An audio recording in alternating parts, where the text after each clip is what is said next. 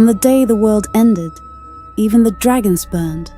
Welcome to Westeros Within, where we journey into forgotten ages, hidden legends, and ancient mysteries.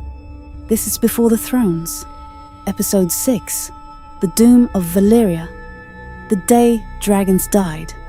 The Valyrian Freehold stood for thousands of years as the greatest power the world had ever known. 40 Dragonlord families, hundreds of dragons, roads of fused stone stretching across a continent, an empire of fire and blood built on sorcery and the bones of slaves. But no empire lasts forever, and the end, when it came in a single day. The cracks had been forming for generations. The Dragonlord families, with no enemies left to fight, had turned their ambitions inward. Blood feuds simmered for centuries. Alliances formed and shattered in the same season. Rivals were poisoned at their own tables. Sorcerers vanished in the night. And beneath it all, the 14 flames still burned. The old tales say the Valyrians did not merely live beside their volcanoes, they controlled them. Fire mages worked ancient spells to keep the mountains in check, banking the flames, holding back eruptions that would have swallowed everything. For thousands of years, the rituals held. But as the Dragonlords turned on one another, the fire mages became targets. One house would kill another's sorcerers, not understanding or not caring that every mage who fell left the 14 flames a little less contained. And there is a darker story still. Deep beneath the 14 flames, in the mines where slaves dug for gold, in tunnels so hot the walls glowed red, something was born. The slaves came from 100 different lands. They spoke 100 different tongues. They prayed to 100 different gods. But they all prayed for the same thing: death. An end to the suffering. An end to the heat and the darkness and the chains. And the stories say that one man heard all those prayers. He looked at the slaves dying around him and understood something no one had understood before. That every god they prayed to was the same god, the god of death, the many-faced god, wearing 100 different faces for 100 different peoples. He gave the first gift to the most wretched slave he could find, a clean death, a mercy. Then another slave prayed, not for his own death, but for his master's, and that prayer was answered too. The stories say this was the beginning of the Faceless Men, born in fire and suffering beneath the 14 flames. They moved through the Freehold like ghosts, and some believe they did not stop at killing masters. Some believe they killed the very sorcerers, said to be binding the mountains with ancient spells. If the tales are true, the slaves' vengeance would prove more thorough than anyone could have imagined. No one knows for certain what caused the doom. The fire mages failed. The Dragonlords' greed weakened ancient spells beyond repair. The Faceless Men pulled the last threads from a tapestry that had held for thousands of years. Or perhaps the 14 flames simply grew tired of being tamed. Whatever the cause, the result was absolute. On a single day, every hill for 500 miles split open. The 14 flames erupted all at once. Not one volcano, not 5, all 14 together in a cataclysm unlike anything the world had ever seen. Rivers of molten rock poured through the valleys. Lakes boiled and turned to acid. Mountains burst apart, sending fountains of fire 1,000 feet into the air. Red clouds rained down dragon glass and what the old texts call the black blood of demons. The earth itself cracked open. Palaces and temples and entire towns fell into the chasms.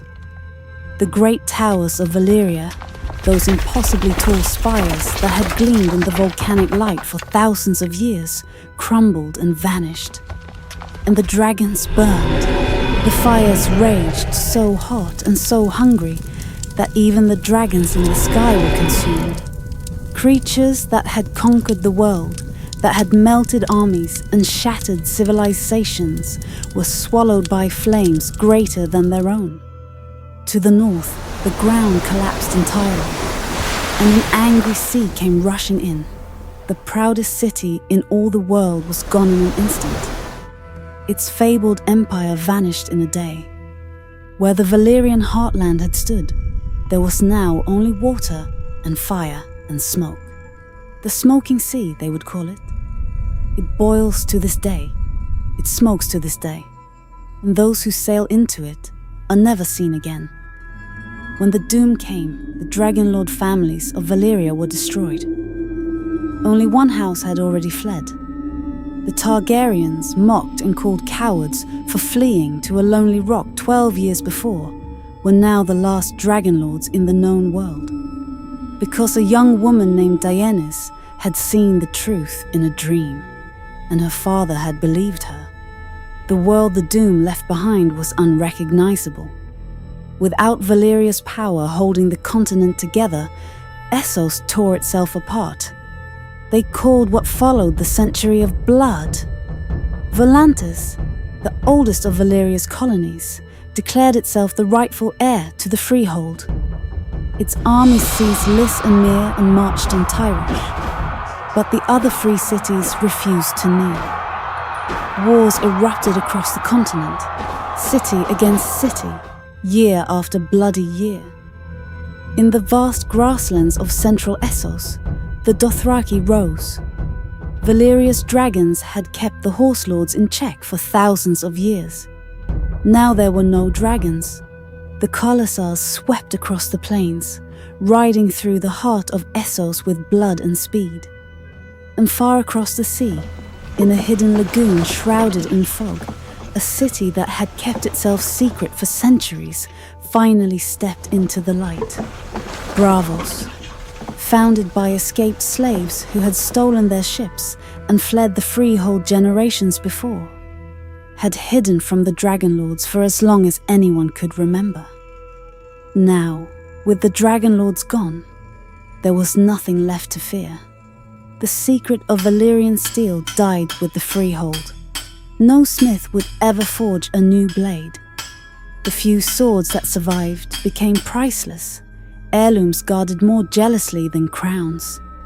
The Dragonroads Endure.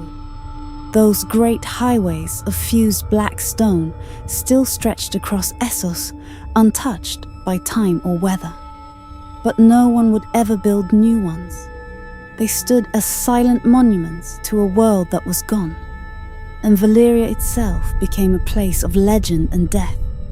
Treasure hunters sailed for its smoking ruins, drawn by tales of gold, dragon eggs, and Valyrian steel still buried in the ash. None returned. A Lannister king sailed with a great fleet and the family's ancestral sword. He and his ships vanished without a trace. The ruins still smoked. The ruins still killed. Whatever Valyria had become, it no longer welcomed the living. And far to the west, on a volcanic island at the mouth of Blackwater Bay, the last Dragonlords looked out across the narrow sea.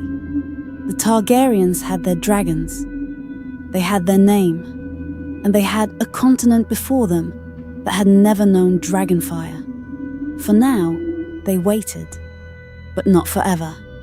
So tell me this, what do you think caused the doom of Valyria? Write it in the comments. And if you want more stories from the forgotten ages of Westeros, subscribe to Westeros Within and join me for the next chapter. Next time, a young lord on Dragonstone looks west across the sea and decides that 7 kingdoms will bow to one throne.